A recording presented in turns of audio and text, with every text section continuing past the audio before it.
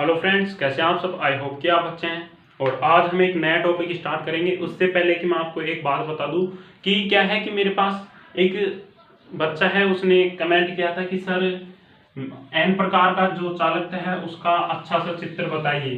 तो इसका चित्र आप देख लीजिएगा, इस चित्र को आप बना लीजिए। इस प्रकार से है ये चित्र, इसको पूरे को आप बना लीजिएगा, स्क्रीनशॉट ले लीजिए, फिर बना लेना बाद में। तो देखिए, इसको बनाने के बाद में इसके नीचे भी आपको एक लिखना है, वो लिख लेना यहाँ पे। वैसे तो मैंने आपको पहले लिखवा दिया था, परंतु ऑर्सेनिक मिश्रित जर्मेनियम के लिए ऊर्जा स्तर आरेख, ऑर्सेनिक मिश्रित जर्मेनियम के लिए ऊर्जा स्तर आरेख, ये लिख लेना। तो देखिए इस प्रकार से चित्र है। अब अगला टॉपिक अपना स्टार्ट करते हैं। अगला टॉपिक क्या है उसको देखिए, बहुत ही अच्छा टॉपिक है, 100% एग्जाम में मासिक क्वेश्चन पूछे जाते हैं। तो देखिए उस टॉपिक को आप देखना किस प्रकार से है वो टॉपिक। तो अब आप नए हेडिंग डालेंगे, नई जो है टॉपिक को। देखिए क्षारीय मृदा, तो ये तो आपको पता है, ये क्षारीय मृदा ये तो आपने खूब पढ़ा है। क्षारीय मृदा धातु कौन कौन सी होती हैं 12th क्लास के अंदर खूब पढ़ा है। और यदि नहीं पढ़ा है तो आप पढ़ लेंगे, हम सीख जाएंगे, कोई परेशानी नहीं है। देखिए क्षारीय मृदा धातुओं में यहाँ पे क्षारीय मृदा धातुओं के अंदर क्षारीय, देखिए इसको बताने से पहले मैं आपको एक बात बता दूं कि आप नोट्स बनाते हो ना, कई बच्चे नए आते हैं, पहले के हैं वो तो सही बना रहे हैं, नए आते हैं तो वो क्या करते हैं, सर नोट्स कैसे बनाएं। तो नोट्स आपको एक जो मैंने प्ले लिस्ट बना रखी है वहां पे जाके देखना, सब समझ में आ जाएगा। ऐसे 1 2 3 4 क्लास वाइज लिख रखा है, तो वहां से एक से बनाते चले और लास्ट तक बनाते चले। तो देखिए नया टॉपिक डालिए, अब करते हैं स्टार्ट अपनी क्षारीय। देखिए क्षारीय मृदा धातु में क्षारीय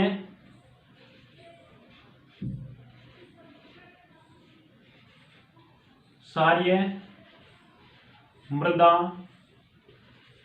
धातुओं,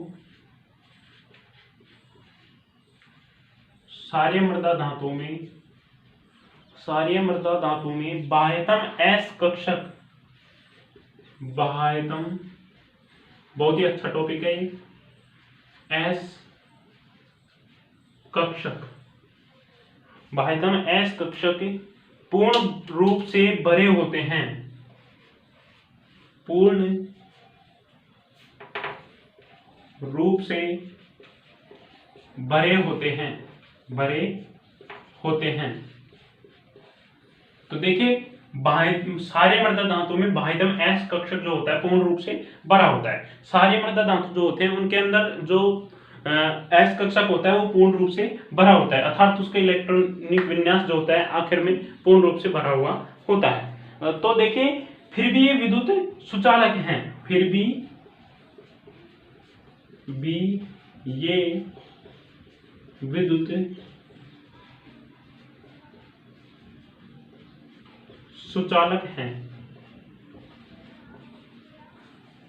तो यहाँ पे क्यों सुचालक हैं, क्यों, इसके बारे में हम देखेंगे।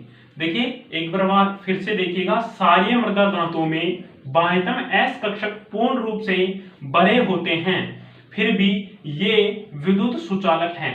क्यों हैं इसके बारे में हम देखेंगे। ये मेरे को मतलब एक खास टॉपिक नहीं है, परंतु ये अच्छा इसलिए लगा क्योंकि यहाँ से क्वेश्चन पूछा जाता है, 2018 के अंदर यहाँ से क्वेश्चन पूछा गया है, इसलिए आपको बता रहा हूँ। ज्यादा लंबा नहीं है, छोटा है।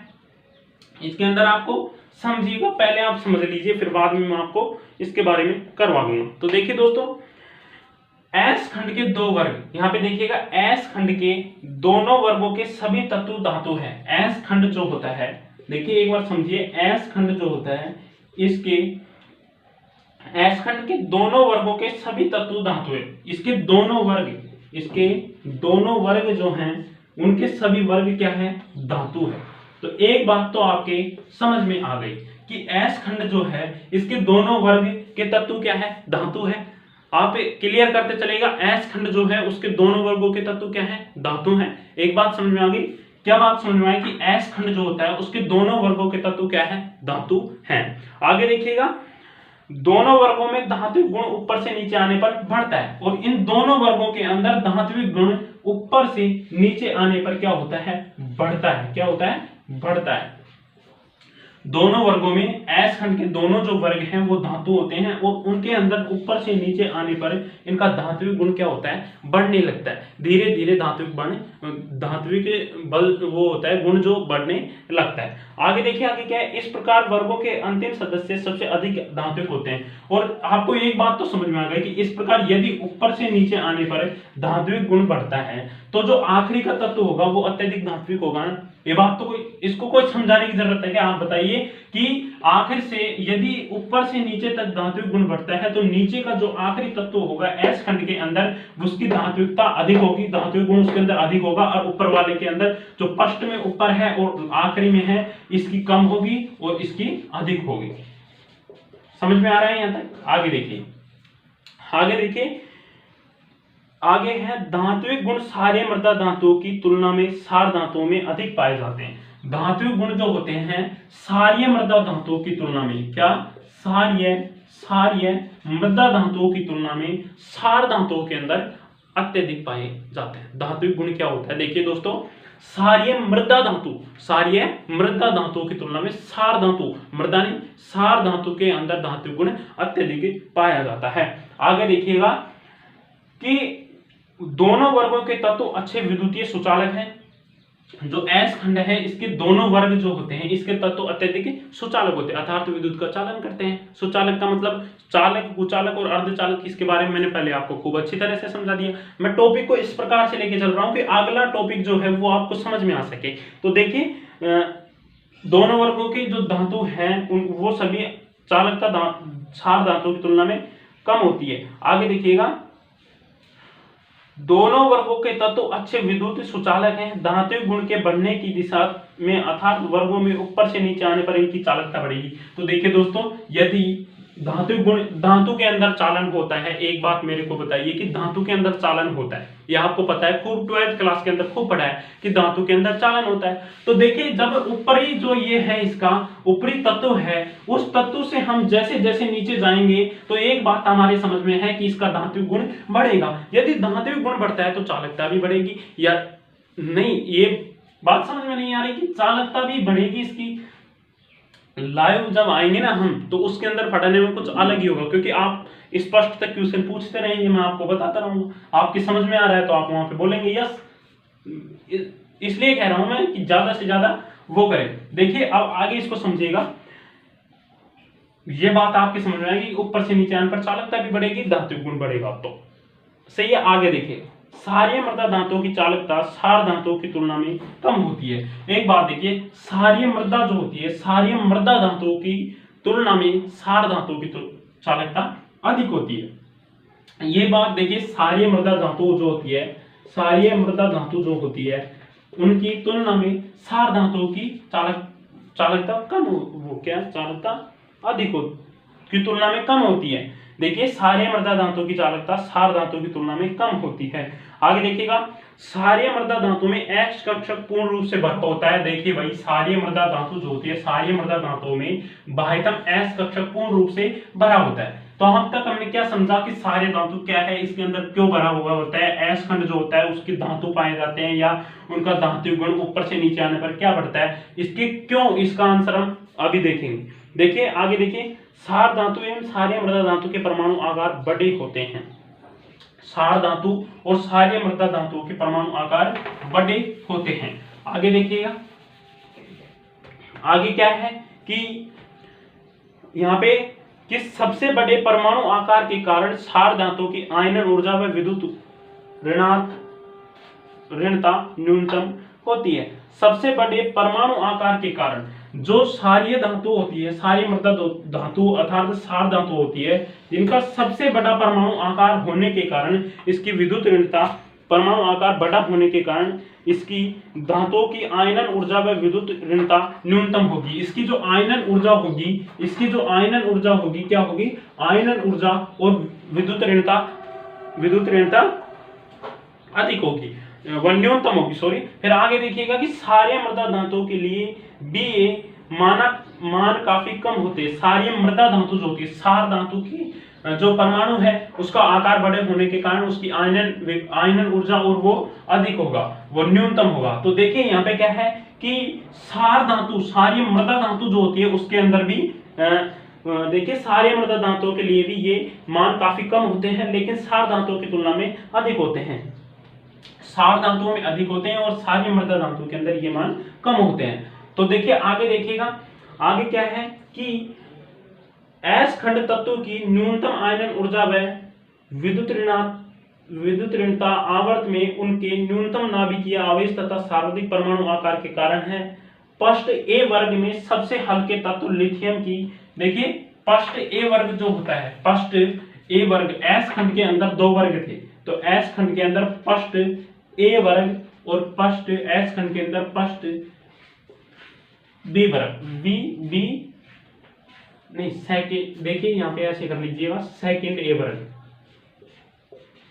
सेकंड ए वर्ग और पृष्ठ ए वर्ग। अब इसके बारे में समझेंगे, अभी लिखना नहीं आप। वर्ग में सबसे हल्के तत्व लिथियम की, जब ये पृष्ठ ए वर्ग है इसके अंदर सबसे हल्का तत्व लिथियम, लिथियम जो है इसके लिए हम देखेंगे कि लिथियम की तथा सेकंड वर्ग में बेरिलियम की। देखिए फर्स्ट ए वर्ग में क्या, लिथियम की,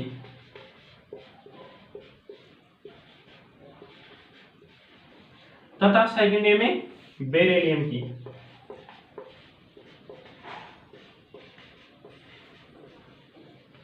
बेरिलियम की आयनन ऊर्जा व विद्युत ऋणता सर्वाधिक होती है। आयनन ऊर्जा और विद्युत ऋणता, आयनन ऊर्जा व विद्युत ऋणता क्या होगी, इसकी सर्वाधिक होगी लिथियम की और बेरिलियम की, फर्स्ट ए में और फर्स्ट सेकंड ए के अंदर। आगे देखिएगा, जो आकार बढ़ने की दिशा में घटती है, यदि परमाणु का आकार इसका बढ़ता जाएगा, नीचे बढ़ते जाएंगे तो ये घटती जाती है। क्या होती है, घटती जाती है। इनकी अधिकतम होती है दोनों की, और नीचे जिस प्रकार से जाते हैं घटती जाती है। आगे देखिएगा, इसको बस छोटा सा टॉपिक है, यहाँ पर क्लियर हो जाएगा। अभी आगे है कि सारे मृदा धातुओं में बाह्यतम कक्ष में दो संयोजी इलेक्ट्रॉन होते हैं। सारे मृदा धातु जो होते हैं उनके बाह्यतम कक्ष के अंदर क्या होते हैं, दो संयोजी इलेक्ट्रॉन होते हैं, दो संयोजी इलेक्ट्रॉन होते हैं। न्यून आयनन विभव के कारण ये अपने संयोजी इलेक्ट्रॉन को आसानी से पृथक कर देते हैं। इनका आयनन विभव जो होता है, इनका आयनन, सारे मृदा धातुओं का आयनन विभव जो होता है न्यूनतम होने के कारण, क्या, न्यूनतम होने के कारण ये आसानी से पृथक हो जाते हैं। क्या हो जाते हैं, आसानी से जो संयोजी इलेक्ट्रॉन होते हैं वो पृथक हो जाते हैं, अर्थात बाह्यतम कोश से बाहर हो जाते हैं। आगे देखिएगा, ये मुक्त इलेक्ट्रॉन विद्युतीय और ऊष्मीय चालकता के कारण आसानी से गतिमान होते हैं और विद्युत एवं ऊष्मा का चालन करते हैं, और इसी प्रकार विद्युत एवं ऊष्मा का सुचालक ये करते हैं। ये हमको समझ में आ गया क्या होता है, क्योंकि इनकी चालकता नीचे जाते हैं तो बढ़ती जाती है, क्योंकि आयन गुण उनका बढ़ता है। यही कारण था कि ये सुचालक होते हैं। आगे देखिएगा, सुचालक होते हैं क्योंकि जो लास्ट के दो संयोजी इलेक्ट्रॉन होते हैं उनकी न्यून ऊर्जा होने के कारण ये पृथक हो जाते हैं। अब इसकी एक बार आप लिख लीजिएगा, मैं जल्दी से बोलूंगा, उम्मीद करता हूं समझ में आ गया होगा। अब थोड़ा मैं फास्ट बोलूंगा, उसको आप लिख लीजिएगा, एक बार लिख लीजिएगा। देखिए शुरू से लिखना है आपको, एस खंड के दोनों वर्गों के सभी तत्व धातु है। दोनों वर्गों में धात्विक गुण ऊपर से नीचे आने पर बढ़ते हैं। इस प्रकार वर्गों के अंतिम सदस्य सबसे अधिक धात्विक है। धात्विक गुण सारे मृदा धातुओं की तुलना में क्षार धातुओं में अधिक पाए जाते हैं। आगे देखिएगा, दोनों वर्गों के तत्व अच्छे विद्युतीय सुचालक हैं। दोनों वर्गों के तत्व अच्छे विद्युतीय सुचालक हैं।